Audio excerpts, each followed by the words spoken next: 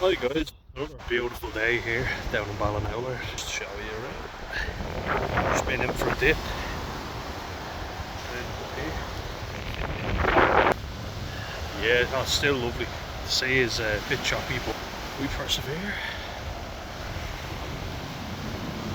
I'm feeling a lot better, which is good. You know,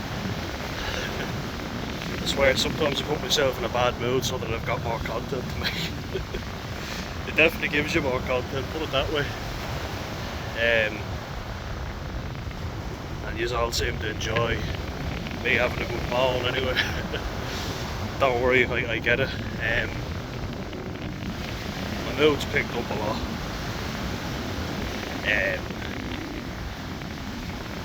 Just being more open with my family. You know, really just telling them how I feel and what's been going on. As you say, I've had to really examine my relationship with alcohol. And I'm not going to say I'm never going to drink again, because that doesn't work for anyone, I don't think. It's too much anxiety, and that's what causes me to drink in the first place. Getting out in this certainly helps. Just look at that.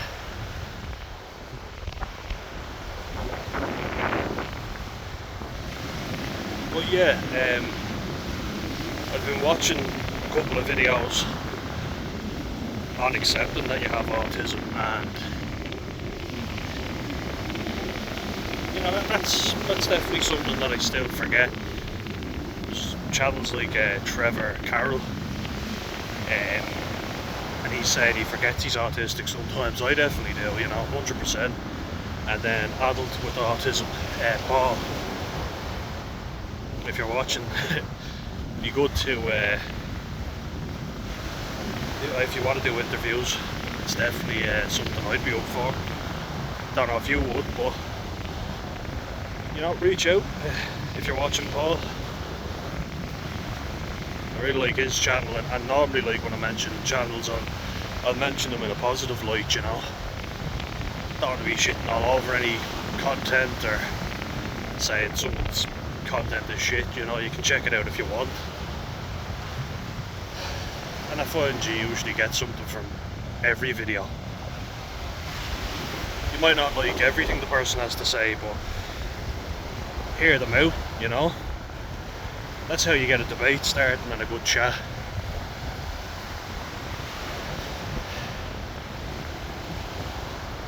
But one thing that's been really bothering me is how much I try to fit in to society. You know, I hear different creators saying, you know, I didn't want to fit in, or I just wanted to be left alone. You know, that's kind of true as well. So I find I have a very conflicting personality where it comes to I just wanted to be left the fuck alone. You know, if I was left at home to do my own thing, I'd be happy with that. Then go out on nature walks like this on my own, do my rugby coaching, you know, and I'd kind of be fine with that. I'm a man of simple needs. And listening to Paul, adult with autism, he's the guy from Manchester with the big beard. in case you were wondering, that's one hell of a beard, by the way. If you are listening. I know you were talking a lot about brown nosing, but I genuinely like that beard, and I'm autistic, so you know I'm telling the truth. It's something I aim to grow one day, for sure. But yeah, I'm glad those videos popped up in my suggestions when they did, because I really need to learn to accept myself. Thought I had. Clearly I haven't. But I also reconnected with... Well, I didn't reconnect, I connected with a guy who I used to watch, and he deleted his account. I won't give his name out just because he he's thinking of maybe making a channel in the future. And I was disappointed when he deleted all his content because I really liked the videos and I really resonated with them. He had the same, I think it was the same comorbidity as me with autism. It was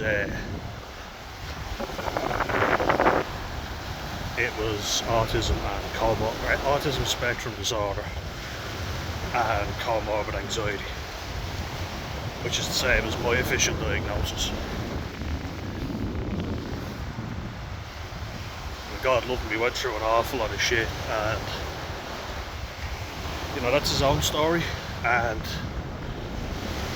I don't think it'd be fair for me to tell it, but I resonate a lot with people like him who were diagnosed late. And I wasn't diagnosed late, I was diagnosed actually at quite a good time, age 7, where you think all the supports you need will be in place, and sadly that's not the case. Oh, they don't even know. And now don't get me wrong, I got more support than a lot of people, you know. There's a lot of people out there who need more support and they don't get it. I think that's quite tragic, to be honest. And I think when you become an adult, I'm getting tongue-tied. When you become an adult, I'm gonna say it like an American adult, a grown-up, become adult. But it's definitely a difficult transition. It's not out by lack of support when you get to a certain age. So like after you leave school, we're talking around that age. My mum was saying it to me, she said the support just kind of dropped. There was no, you know, basically what happened was I turned 18 and without letting anyone know, i.e. me or my mum, the service that I had been seeing just cut all contact with me. You know, I was supposed to have an appointment, I had a scheduled appointment, and that was just gone because he's done. He's 18, so he's finished with us, which I think is bad form. I think he could at least give me the last appointment, but I didn't find their services very good to begin with, if I'm being perfectly honest. Like, I accept fully that I needed to change certain things about myself, not 100%, you know. And I appreciate, you know, my mum went through an awful lot, my brother went through an awful lot, my dad didn't want to know,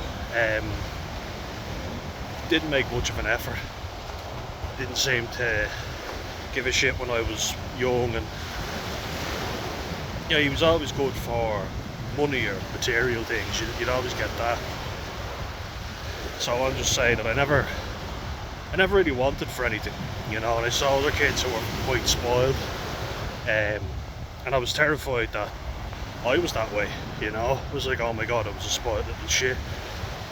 But my mum and my dad, my auntie, they always said, my auntie said, you cared more about seeing me than what presents I got. Your friends all wanted to know what presents you had, whereas all you gave a shit about was saying hello to me. You were happier to see me, and that's the truth, you know. I've just come out of a very bad depressive episode, and I want to take notes, you know, so that I don't fall back into that again. It's not that just gone. Like, I feel like it's lifting now, but it was horrific. It was so fucking bad. Before I go into that, I just want to go up towards Morris Castle again. It's really nice down here. Bit of a drop in the water, but still nice. But yeah, I want to highlight the negative stuff and the positive, so that you can kind of see, you know, not everyone is happy all the time. In fact, maybe the opposite. So I just want to highlight that.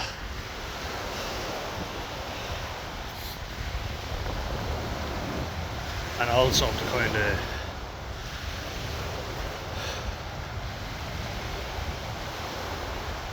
show you that this is reality. It's not going to be happy all the time, because I think the worst thing is when you feel like you're not being heard and nobody gets you. Trust me, I get it. And to show you how low I get even now, it's probably an extreme. Like the last few weeks have been, not even being funny, some of the toughest in my life. And the annoying part is there's nothing really obvious to trigger it, I think what makes it worse is that you feel like an ungrateful prick.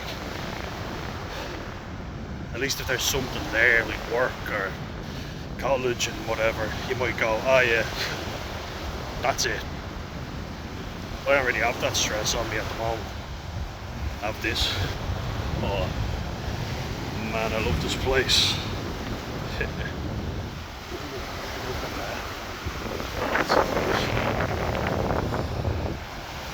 So like, I'm blessed, and I know it. That's why gratitude diaries are very important. So it makes you see that everything isn't all doom and gloom. But yeah, what I've been thinking about quite a bit is the past a lot. I was watching a few seminars from Aware, the mental health service here in Ireland, and Dr. Patrick McKeown talking about bipolar disorder, and it's something that fascinates me, and I'm kind of, I think when something's popularised, which bipolar has been in the media, because, people are manic, and that looks intriguing, that state of mania and elation. People are fascinated by it, and it looks pretty good. Actually, it's quite dangerous. But people look at it as if, wow. But what Dr. Patrick McKeown was saying was, when someone is in a depressive state, they're usually preceded by anxiety, fear of everything.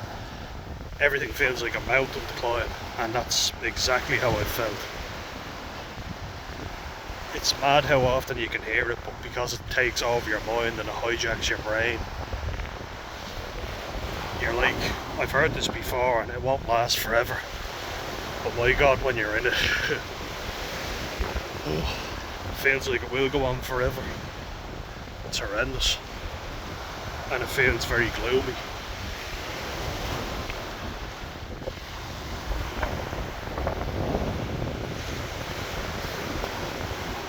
I've just realised how much shit was going on, And one thing that really pissed me off was there was another autistic kid in my class in primary school. Again, won't give names, but I see him and he's never changed much about himself at all. He still is quite obvious, I would say. And I changed so much about myself and just felt like I wasn't accepted at all. It really annoys me, the lack of acceptance. I'll get back to that in a second, just a few waves.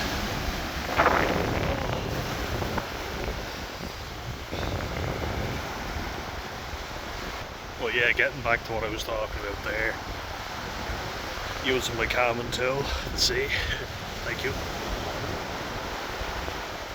It waved, I know. Another bad joke, or dad joke, but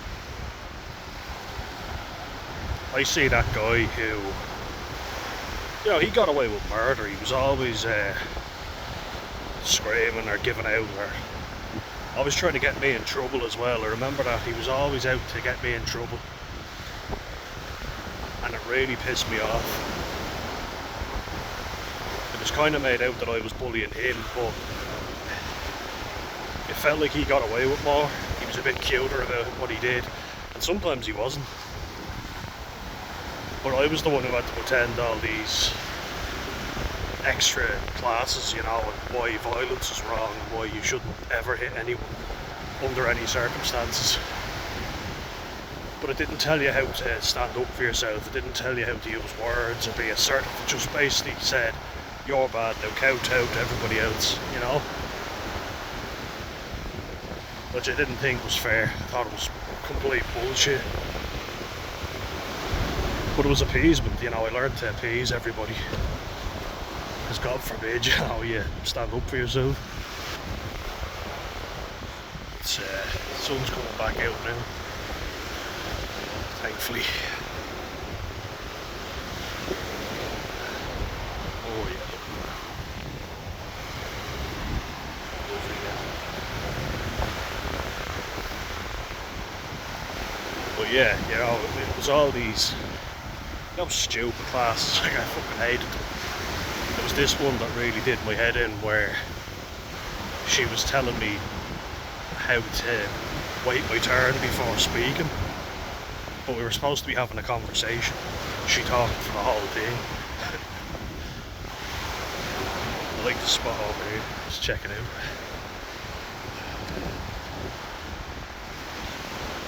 This little section is really nice.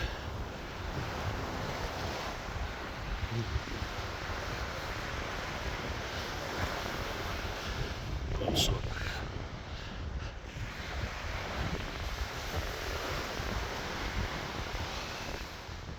Really like it here. Dug a little trench too. That manky water hopefully won't go out. Look at that. Alfie loves it around here too. Always have to stop him from drinking the water.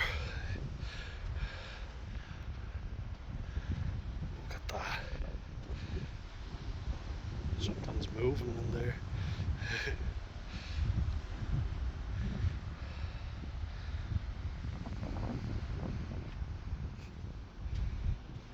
Little fishies, if you can see them. Yeah.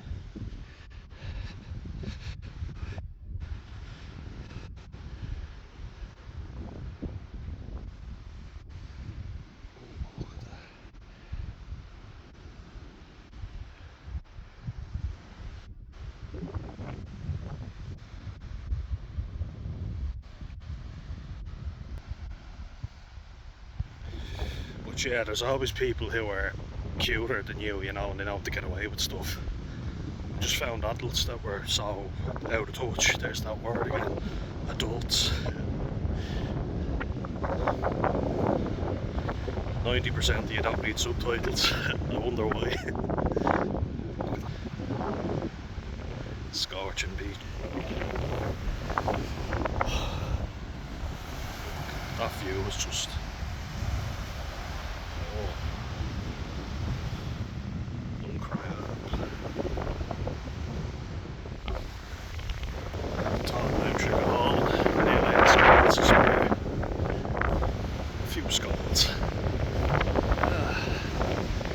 just a couple.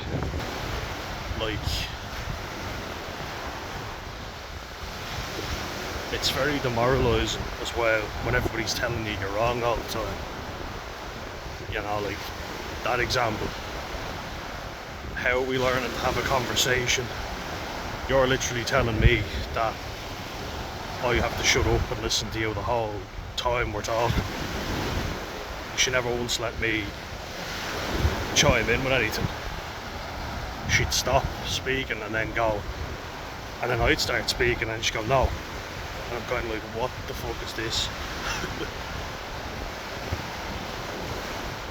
What is this? Better off speaking to fucking Borat.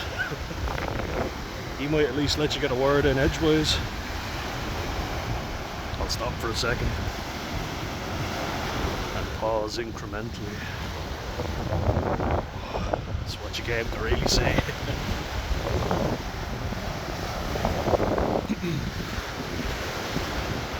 But yeah, you know, it's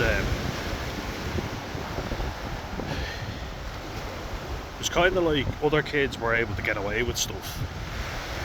Yeah, they were smarter about it. And they always used to know that if I got in trouble, they could just report me. The next thing I was in trouble again. They were like, oh, you need anger management, you have anger problems, you know, if you do anything, someone just tell on you, you know, that I am telling on you. But then they'd be calling me names and saying all these things to me. And it was really fucking annoying because I remember a lad pissed me off and I started screaming at him and I told my dad about it, and I was only very young, you know. I said this fella was really pissing me off, and my dad said, oh, well, you're gonna have to sort it out yourself. What you want me to do? And I was probably only about, let's say around age 7 to 10 maybe, around that range. I don't know exactly what age, but young, you know. He just didn't want to know, he didn't care, and he encouraged me to be violent. He said, you're gonna have to hit this kid or sort him out or whatever. Then I got given out in school for doing that, and then he punished me when I did it. You know, when I got into a fight and he saw the bloody nose and I came home covered in blood, and I said, yeah, but Dad, and it was before I said anything else, whack over the head, dragged me by the scruff of the neck up to my room and said, right, you're not going out for the rest of the night, you know, you're staying in your room. So, like, on one hand, you're telling me to be violent, you're telling me that you don't give a shit, you're not going to do anything about it, so I have to do it myself, and yet you punish me when I do it. I do what you told me to do. So what the fuck, how do I win? You don't know what the right fucking thing to do is. You know, my mum, who I will forgive 10 times over, but as I say, it's not blaming, it's trying to make sense of why I'm so fucked up. You know, if parents encourage violence or they don't punish it, then it goes unchecked and you end up with a little shit of a kid getting acid reflux. Sorry, need to take a breath. But if a kid goes unchecked and is allowed to be violent, naturally they're going to just do it, you know, and that's fair enough. Like, I get that. You can't just let your kid be a little shit. But if you tell a kid to be violent on one hand and then you punish him on the other, switched it over, for doing exactly what you told them to do, then you're left with someone like me who's indecisive, who can't make decisions because anything you do is wrong. You know, a kid tells on you and you get in trouble for it when there's no actual proof that you did what they said you did. Like playing football, I used to get very angry playing football, very competitive, you know, and that pissed a lot of people off. And you know, I understand that to a degree, why other kids would be annoyed at that, because it's like, why are you so aggro, why are you always so tetchy? And I was always on edge, you know, I really was. But saying, oh, for fuck's sake, and then this kid that I mentioned earlier, the autistic kid, the other one, the other guy, he started laughing and going, oh, you said for fuck's sake, I'm telling, and I'm like, go and fucking tell them. No teacher heard me or nothing, and I got in trouble for it. You know, the whole thing of, oh, if you say a bad word. But then I remember before, and this is the joy of my wonderful mind, beautiful mind, John Nash. Just gonna sit up at the sand dunes. But you contrast that, right? So he used to just kind of run amok and do whatever the fuck he wanted. And he was throwing books off the bookshelf where you normally find books.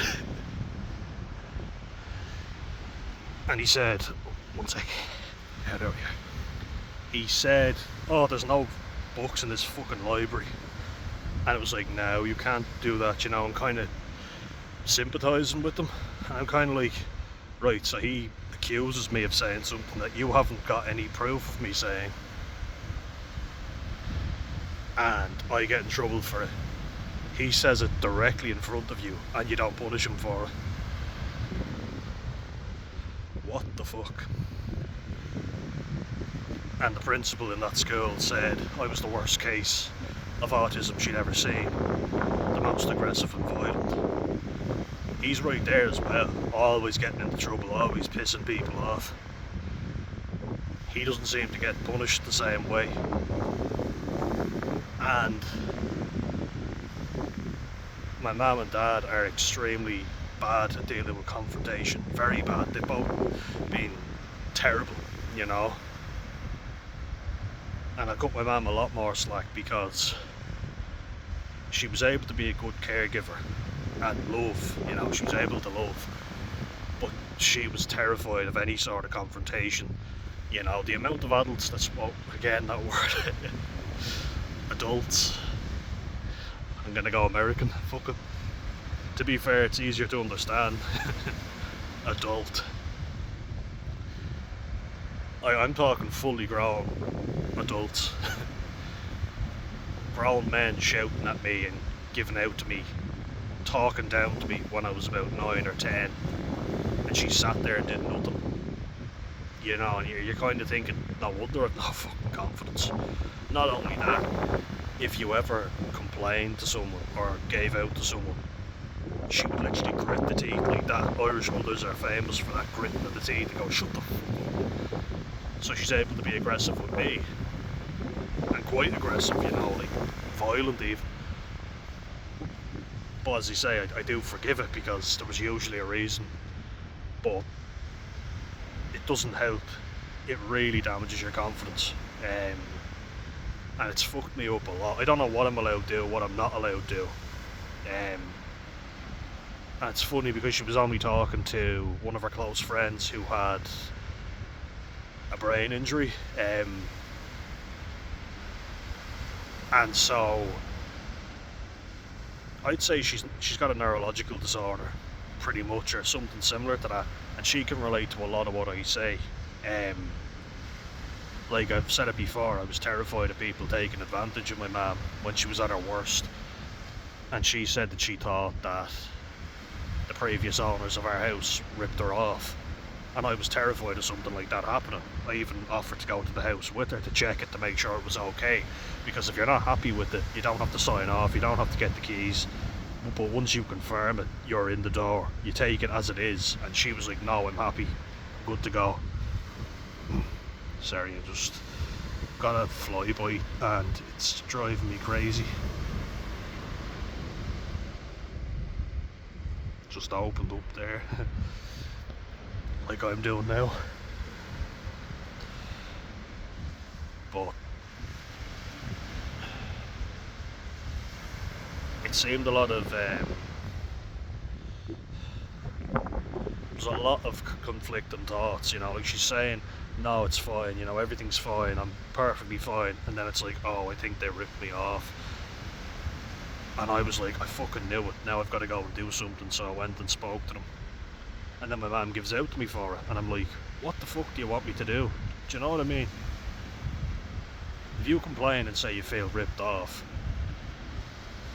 I, as your son that actually gives a fuck about you and adores you, I'm going to feel upset by that, and I'm not just going to sit there and let it happen. Same thing with my brother and the bullying that went on with him. Now looking back at that, I was basically blaming myself as if I did nothing, and I was sat at home with not a care in the world, when actually I was dealing with a lot of my own shit. I was you know, a lot of fake friends who would slag me off and take the piss out of me, and I thought the fella that was giving him a load of abuse was a good mate of his, because they played football together and I always saw them together laughing. I'd even joke with the lad, he'd joke with me, my brother was laughing and smiling. I thought, they're the best of mates, they're great mates, you know, they're really close, joined at the hip almost, that's what I'm talking. And being autistic, for me, it's very hard for me to know what's the right time. I don't pick up on signals, so some brothers will automatically go, oh, don't you go near him or don't you do that, whereas I get given out to when I do that, and like, what do you fucking want? But then at the same time, and I actually think this is more common than people like to let on. There's a lot of people who, maybe through guilt and shame, never admit that they were actually terrible to their younger brother, and it's quite common. Now, I'm not excusing it. I feel terrible about what I did, and that's taking ownership. But looking back, it wasn't as clear cut as my mum and my brother make out. It's kind of like, how do I even put it? I was studying for a leaving cert. That's our equivalent to the SATs in the US, the A levels in the UK, and whatever the hell the rest of the world does. I don't know. But it's the big exam, the final one, and I had a lot of depression that I was dealing with, a lot of anxiety. I saw that my brother was upset, but I didn't really know why. If I ever saw anyone saying anything or taking stuff on him, like I said before, I went and I got it back, I gave him any supplies he needed for school. He lost so many calculators, pencils and whatever, countless things. And he didn't want me putting in, and he wanted to kind of do his own thing. So I thought, okay, leave him off. Not knowing half the shit that was going on because he didn't tell me. And then feeling so guilty about it when I found out. Which, has gotten me in a lot of trouble with them lately. But I invited him out, I offered to pay for everything for him, and I could have gone about this a much better way. That's on me, 100%. I should have been nicer. I shouldn't have called him names, and because that's what my dad does when he wants you to do something for him. It's, I've done this for you, I bought you that, and he holds it over you. And I did that with him, my brother. But looking back on it, it's not as clear cut as that, because I would have to clean the house top to bottom. He wasn't going to school a lot, and now I know why. It was depression and people giving him grief. I just thought he was being lazy, because he does have a tendency to be lazy as well, He's a great foreman, that's what we say. He can tell you how you can do something better, but he won't do it himself. It's just a funny joke, but if you're studying for a leaving cert and you're dealing with your own shit, your mother's sick, and then you come home to a rotten house every day and he's sitting at home, you kind of get pissed off and you go, oh, for fuck's sake. And I should have probably asked him a bit more, and he probably didn't feel comfortable telling me. Well, I know he didn't feel comfortable telling me, but I never made the space for that, It was like, I did the cleaning this day, and I'm busy, I've got a job, I've got college, then I'm applying to colleges here, universities, I'm trying to study for a leaving cert, I'm trying to work, go to the gym, and that's the thing, he was able to go to the gym and he was able to run. So I kind of thought, you've the energy to do that, but not clean the house, so then I got really pissed off with him. And I think there was an element of laziness and not thinking of other people on his part, but I shouldn't have gone about it the way I did. I probably should have taken into consideration a lot more what he had to deal with when I was young and really bad. My sensory system was overloaded. So I should have thought about that a bit more. But I don't think it's all blame on me, and he said some very hurtful things, very hurtful. Since day one, you've ruined my life and all this stuff. So if you look at it, you kind of go, well, everybody has said bad things here and everybody's fucked up, so it's not fair to heap the blame onto me. But when you're depressed, you feel every bit of guilt. Why didn't you say this, or why didn't you just lash out and hit people, when they were saying stuff or pissing you off? because I didn't know what the fucking appropriate answer was. So what I did instead was I dissociated. I started internalising a lot of blame on me, and I numbed myself with substances because that's all I could do. I tried fighting, got in trouble for that, you know, got beaten up by my own fucking family for that, got told off by teachers, other people's parents, and I felt like such a burden, you know. It was always so fucking tense. That's because every environment I was in, people were giving me shit and pissing me off. You know, and it used to drive me mental when child psychiatrists would sit there with my parents in a relaxed, comfortable environment where no one is poking or prodding me and say, but you're able to behave here. And I'm like, yeah, because no one's fucking annoying me. And half the time I was like, you're all full of shit. I'll just tell you whatever the fuck you want to hear and then get the hell out of here. There wasn't much use, to be honest. You know, a lot of these people are do-gooders who don't actually put themselves in the scenario that you're in, which is why I feel like we need people who have been through a lot of trauma, but they're not always comfortable dealing with it because the trauma is that bad, and a lot of people don't make it, sadly. But someone with life experience who knows what it's like to be around a load of lads who are slagging you off and pretending to be your mate, but then, you know, they'd give me weed or cigarettes, alcohol, whatever, and I'd be like, I don't really give a fuck what they say, because I already feel so worthless that what they're saying can never compare to what I feel about myself. It's like, if they're physically violent with me, I'll defend myself, absolutely, but if it's just slagging, I'll just say something back to them, and if they want to fight, alright, we'll fucking do it. What have I got to lose?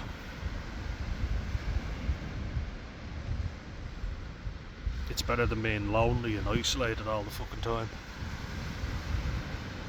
So yeah, acceptance has been a big thing for me, you know. It's been something that I've really struggled with.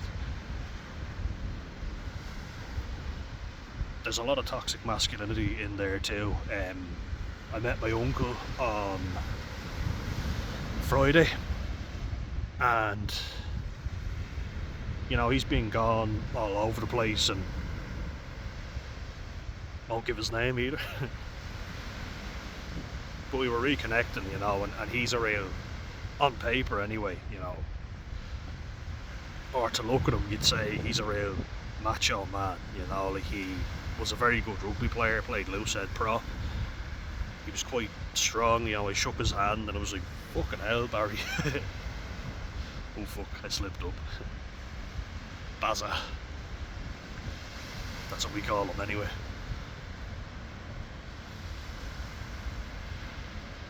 But he was a good rugby player. He's the reason me and my brother played rugby. We looked up to him more than we did our dad, because he was the big strong uncle,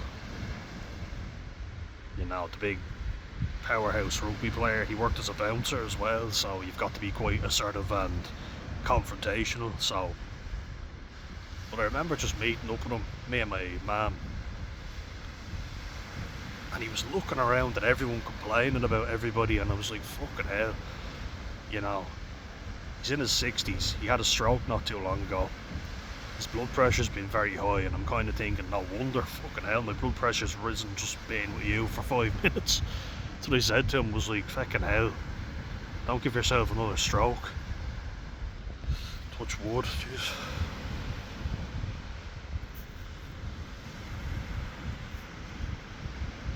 But as much as he's fucked up and he left, you know, he just left a lot of responsibilities behind him, went abroad, not a word from him, not a dicky bird. And as much animosity as I was expecting to have towards him, I love him. I was watching the Boyzone documentary, and Shane Lynch said that about Ronan Keating when he split off, you know, and joined Westlife. or did his own thing, went solo. There was talks of him joining Westlife anyway, but when he started making his own music and left Boyzone, Shane Lynch was pissed off at him, and he said, "Oh, I'm going to say this and I'm going to say this." And then he was like, "But I couldn't help but give him a hug when I met him." And that's how I felt with my uncle, you know. I was like, I love him, and I was worried sick about him, and you know, he's never really worried about anyone but himself. That's the thing. It seems like he's changed a little bit, but he still didn't seem to really ask my mum how she was. You know, there was a few little jokes here and there about, see, the yoga's paying off when she stood up and she's real stiff and awkward. And that pisses me off, because I'm like, she's much better than she was. She was walking around with a crutch and in agony before. She said some very hurtful things to me. But now she's in a much better way, and he's making jokes about her, and he hasn't had to see her in awful states like me and my brother have. So yeah, no, it fucking annoyed me. But I remember just feeling inadequate, you know, like feeling like, oh, he's done all this and he's so confident and I'm not. I'm like, but I cared about other people, I look out for other people. I don't just look out for number one, you know. And I remember doing a bit of stewarding and that sort of thing, and I thought, how the fuck did he manage to be a bouncer for so long? But because he's quite confident, you know, and abrasive. He also never needed sleep, but I think that's caught up with him now because of the stroke. You need sleep, I don't care what anyone says, and the science will back me up on that. It's obviously affected him negatively, you know. My mum said he just never needed sleep. Maybe not at that time, but everyone needs sleep, you know, that's a non-negotiable.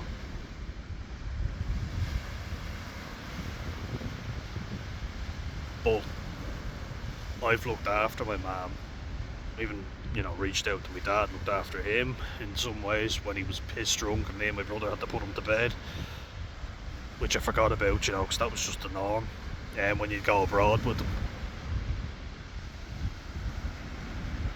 And I care about other people and I look out for other people, you know. I've reached out to his son, our cousin, gone to his birthday, more birthdays than he even has now, you know, his own son. Don't really get much, don't hear much, you know, there's never really a how are you, it's more, yeah, I had a good time. So he's like his dad in that sense. But I hope he's alright, and he's been through a lot, so gotta empathise, you know. And I do, you know, because I've been through the shit myself. And that's another thing, you know, with a dad that's constantly in your life than out your life, always, you know, saying how you need to just grow a thicker skin and man up, when he never does. He runs a mile when anything gets tough. So it's like, you're a hypocrite, you know what I mean? And I forgive, and I say that. I think he's done a lot of damage to me and my brother in our youngest and most vital years. Because if he left, and left for good, at least you'd be like, that's it, I've made peace with that. But he's been in and out and in and out, shaking all about. Do the hokey cokey. But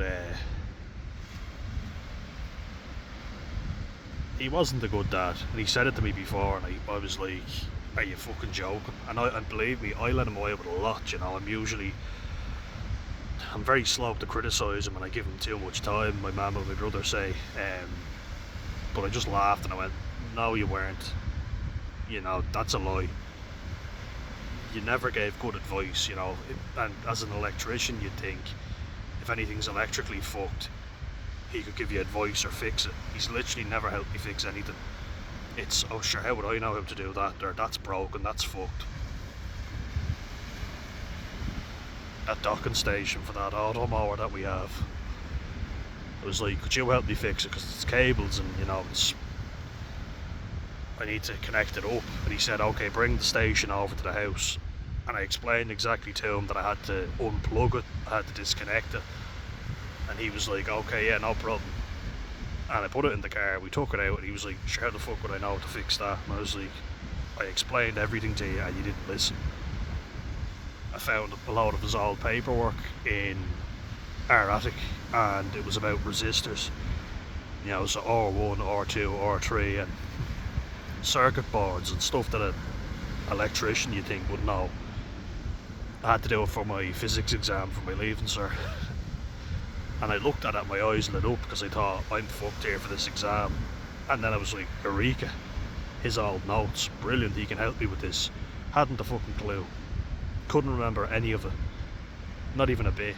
Not only that, he said to me afterwards, after my physics exam, which I did abysmally, and it was my worst exam by a mile, he goes, oh, it's all coming back to me now. And he knew full well I'd finished my exam. I'm like, why would you say that to me? That's not going to help me at all. And now I'm going to feel like, oh, if only it had come back to you sooner. And I studied my fucking arse off for that exam.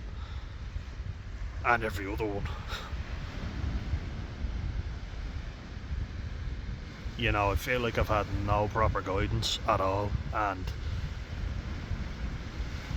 I'm just saying the importance of male role models, but also just good people to defend you. You know, you need someone in your fucking corner to stand up for you and go, no, you're not treating them like this.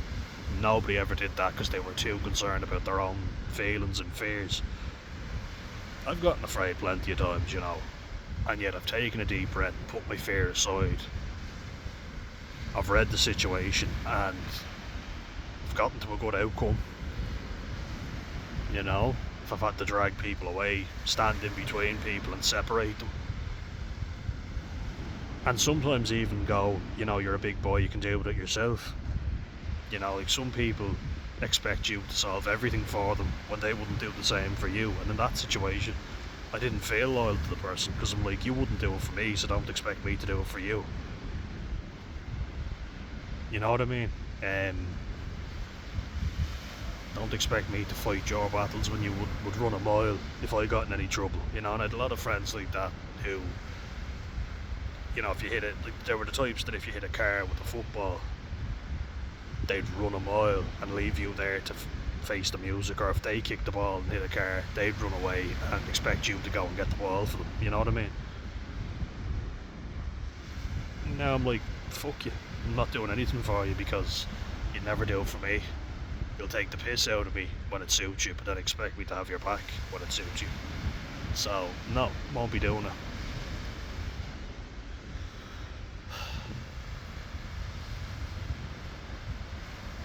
And taking a break from alcohol and not drinking as much, you see everything a lot more clearly, you know, and it's kind of like, why the fuck have I never had a proper relationship? And the reason is because I have very low self-confidence, I have very low self-esteem. My self-esteem is determined by what I can contribute to other people, you know. And speaking to my friend who I reached out to on LinkedIn, hope he makes a channel again and makes a comeback. If you're listening, you know you're I'm praying for you. But he confirmed what I already believed, and I was like, yeah, thank you. You don't have a worth based on what you do. Your self-worth is something within you to begin with, and that's instilled in you by good role models, good parents, people who set healthy boundaries, you know. And as I keep saying, actions speak louder than words. Like my mum said, oh, I don't know why you don't believe in yourself or why you don't have confidence. And it's like, because everybody's telling me I'm wrong all the fucking time, no matter what I do. You know, and she left the house yesterday and I cleaned the dishes from top to bottom. It's annoying because I have to wait till she leaves because she complains about the way I do them. But the house will be filthy. She'll leave them to pile up and have to do them her way, but then give out that nobody does the dishes, and you're like, yeah, but because the way I do them you don't like. But the way I do them gets them all cleared, you know. And I did it when I worked in the kitchen, so, and I was a kitchen porter, that's how I washed the dishes. But she's a control freak to the highest order. So I say to her, I say to you, I'll dry them then if you wash them. And she's kind of like, yep, okay. So I'm like, grand, happy with that. But you know, when you look at it and you're like, oh, I can't leave it that way. I feel like I always have to prove myself, and ways that I can be useful. You know, because people make little jokes or remarks that I'm useless or I do nothing, and I'm like, do you want a fucking list of everything I've done or everything I've paid for? How much paper do you have? Because we're gonna need a lot.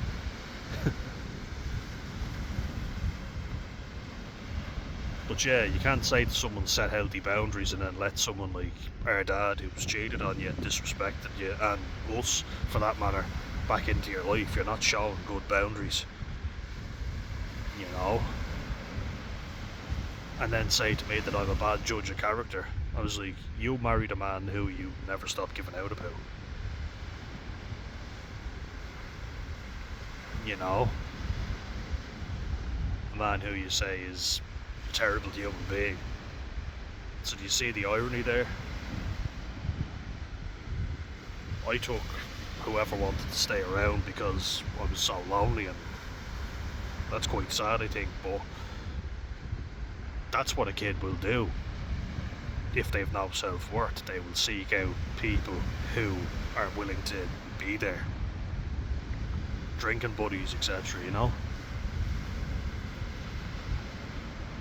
And that's why it's hard for me, because I'm losing people, but I'm working through it. I feel a bit of resolution. I feel like waiting around, not for me. I'm not waiting around until someone gives me a diagnosis, which hopefully I'm going to get soon. Might not be what I want to hear, but maybe it's something I need to hear.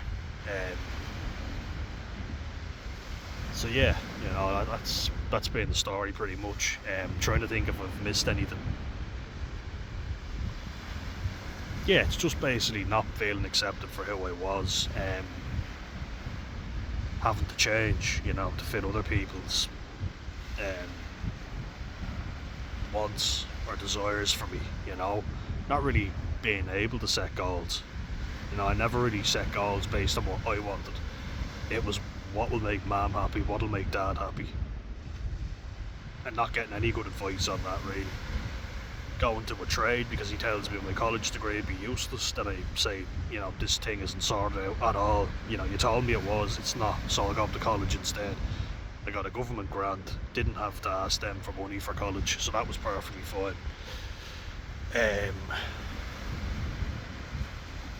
And then my dad telling me it was a useless degree is now singing my praises and telling everybody about me, and I'm like, I did that, I made that decision. My mum wanted me to go to college, and she was right in the end, you know, absolutely right. But I said to her, I needed to figure it out for myself what I wanted to do, and I figured it out by knowing exactly what I didn't want to do. But now that the degree's in the bag, I'm preparing myself, you know, so I think this has been a healing process and an acceptance that a lot of fucked up shit happened.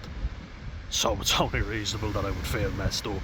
Combine that with a vulnerability like autism, and you're bound to be messed up. Not for life though, it doesn't have to be for life. What I need to do is keep exercising, keep taking my medication, not drink alcohol, you know, and do what I want to do, you know. Think about where I want to be in life. There's no point to me being in a relationship now. You know, I just wouldn't be able for it. But I'll build myself up, get stronger and better, and hopefully something happens, you know. But yeah, it's demoralising, you know, when you go to training, rugby, football, Gaelic, boxing, Loud, Meath, Dublin, Wexford, all the counties of Leinster.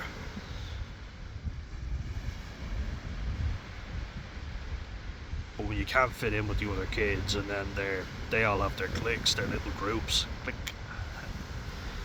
You're always the outcast, you're always the outsider, and then they're always taking the piss out of you. And rather than saying, okay son, I know you're uncomfortable here, you don't like it, that's fine, we'll leave.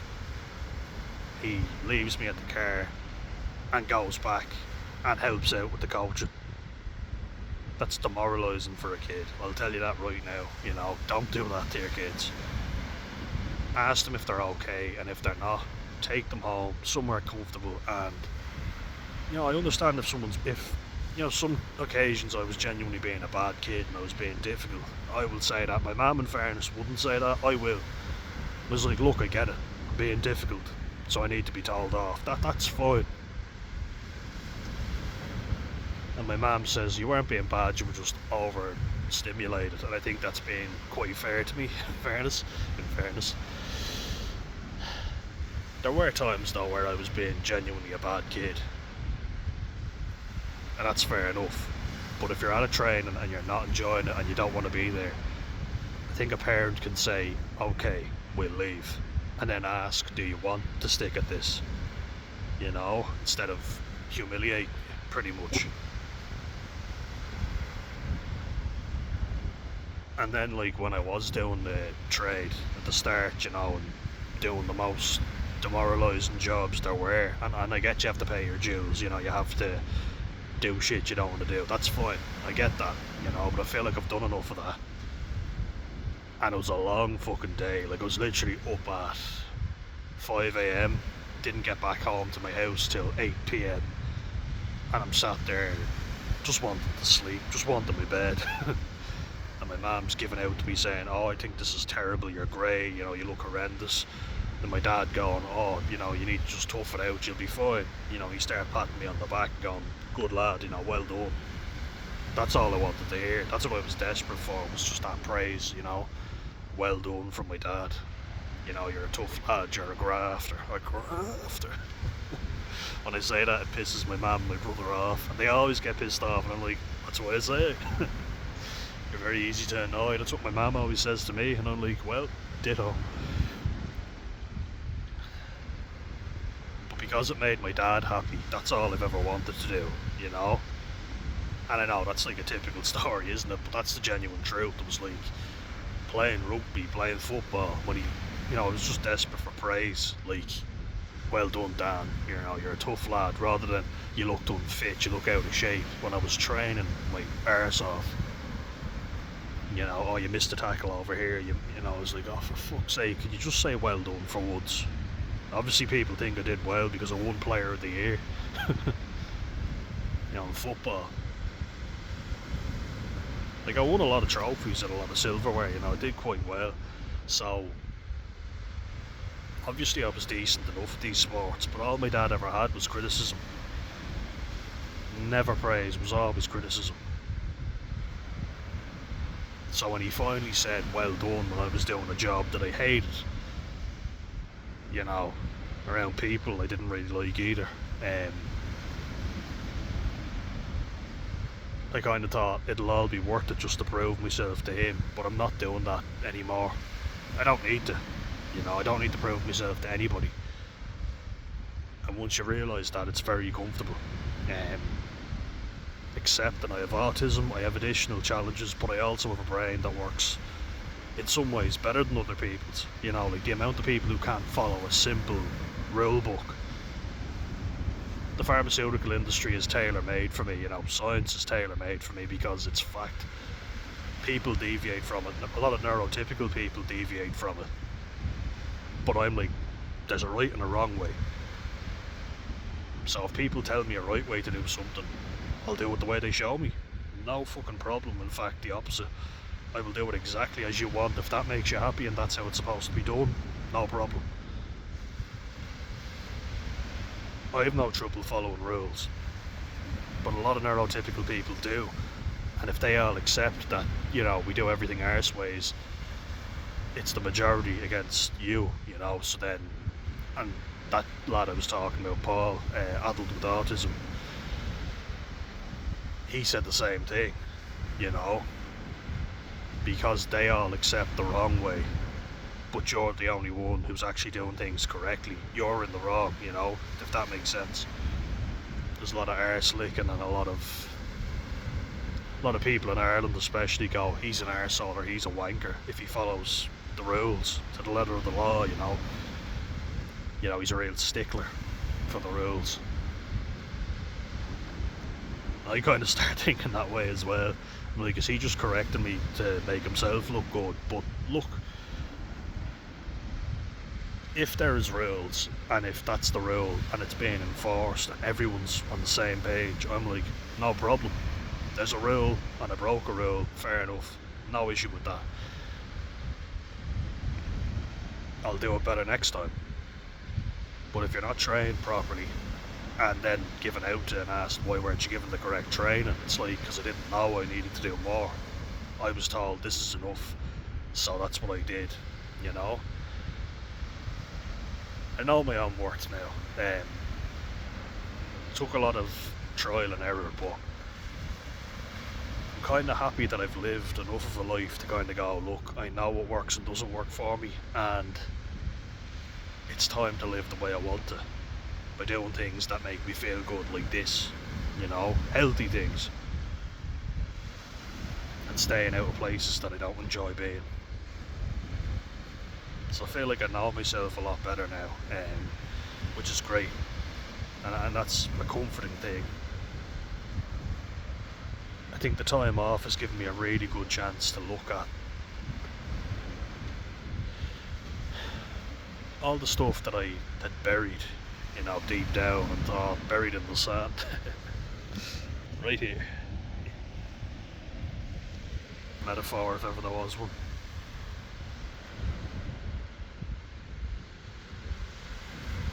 But that's the thing, you know. I wasn't in a good headspace. A lot of people would have stayed in bed saying they're depressed and done nothing about it. I've been seeking help, you know. I got my arse to work even if I was late. I got in, you know, I always showed up. I never got fired from any job I did, so I always had a sense of I'm here to do a job, and that's what I did, you know. Tried to get on with everybody, because, you know, I understand as well, some of us autistic people, we can look like miserable pricks, and I was like, yeah. You know, and some of the autistic channels that I mentioned that I watch, I agree with a lot of what they say, but in some ways I'm kind of like, don't be a Scrooge or a Grinch, you know. If people want to celebrate my birthday, I'm like, thank you, yeah, that's nice. Or if people want to celebrate Christmas and do a Chris Kindle, I'm like, yeah, sure, you know, as long as somebody gets something for me and I'm not left buying a present for them, I'm like, brilliant, yeah.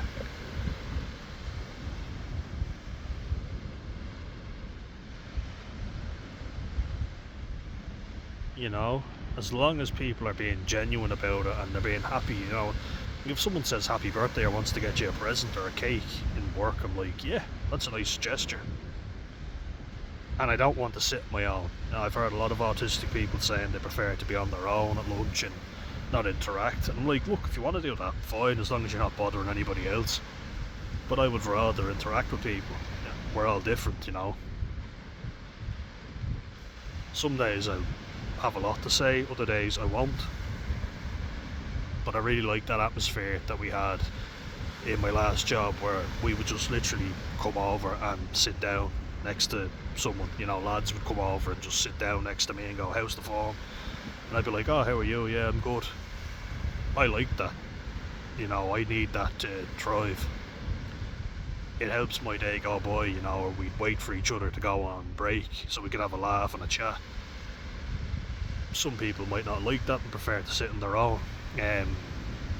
One of the girls that I was water sampling with, it was funny because I just went over to her and I said, do you want some company? And she was like, oh yeah, sure. And I was like, sorry, I just thought you looked very sad over here on your own. And she started laughing and she was like, no, sit down. And we started having a laugh and a chat. And she was there longer than me, you know.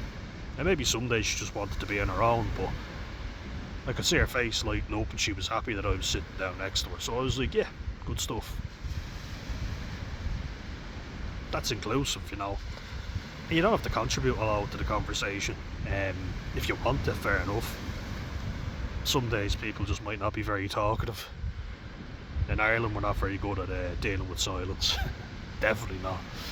We get very agitated. It's like, oh, why are you so quiet? What's wrong with you? So there's definitely that. I've even said it, you know, I've been guilty of it. But yeah, learn to accept yourself, guys, and life will get a lot easier. Now before I go on my cycle, I have to eat an orange and a banana and give myself some fuel. So I'll leave you with this, and feeling a lot better, a lot better. thank God, because I was feeling horrendous. But I hope that clarifies maybe why I was. It's a long video, I know. I do like my hour-long videos.